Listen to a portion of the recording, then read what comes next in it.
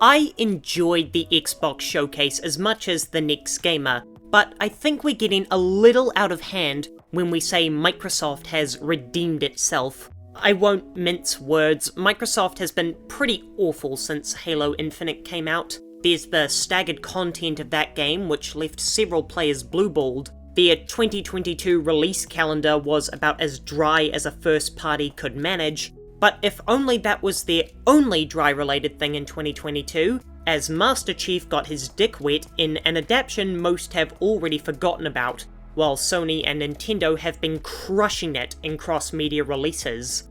And the recent Xbox showcase gave us a lot of promising trailers for their first-party slate, but that's all these are, trailers. They're not indicative of game quality. The only thing that can indicate the quality of the game is the track record of the studios developing them, and even that's been called into question with how Microsoft has blundered studios like Rare and more recently Arcane. So it's up in the air if any of these will be truly amazing.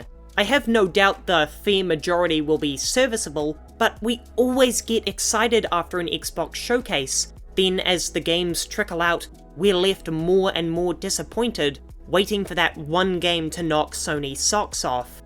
Now, Starfield is the most high-profile game Xbox has published since Halo 3, and to say there's a lot riding on it would be an understatement.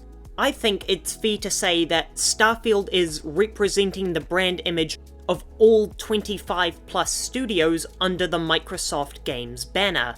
They've got the same amount of pressure on them as Nintendo does when they release a 3D Zelda or Mario, and Bethesda has never had that kind of pressure on them before.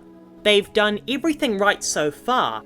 Announcing 30 frames per second is undoubtedly going to minimize the bugs that comes with using Bethesda's engine, but the pressure is so great, I'm sure many are expecting a level of polish unheard of in the studio's history.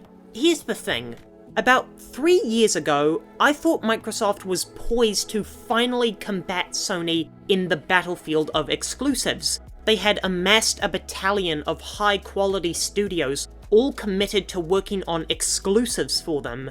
And with the pricing of free on Game Pass, I thought Sony couldn't hope to keep up.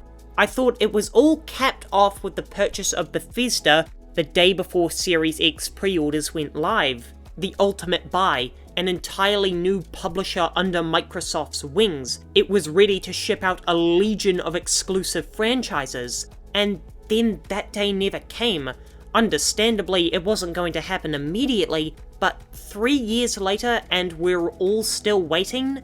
This represents a problem with Microsoft as a publisher and their failure to help teams get their games out and make sure they're quality products. What's even stranger is Microsoft's acquisition of Activision. Why? You already have double the studios Sony does. Why do you need another publisher to go along with it? Stop building up your army and start training your troops. Having lots of studios has done nothing to mitigate Microsoft's penchant for middling products, so why do we want them to acquire even more? To go back to the recent Xbox showcase, yes, Microsoft revealed an impressive lineup of first-party exclusives, some of which are bound to be great games, but showing off a bunch of new trailers does nothing to help assure us that you've learned your lesson after 10 years of struggling and you're finally ready to compete seriously.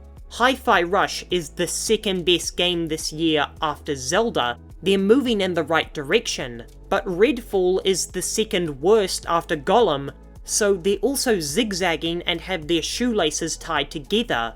Microsoft was, is, and continues to be the most promising publisher in the industry, with a legion of first-party titans ready to unleash compelling exclusives one after the other for the luxurious price of free on Game Pass. But we've waited a long time for them to deliver on that promise, and it looks like we'll wait a little while longer. I guess it's all up to you, Todd Howard. Make it work.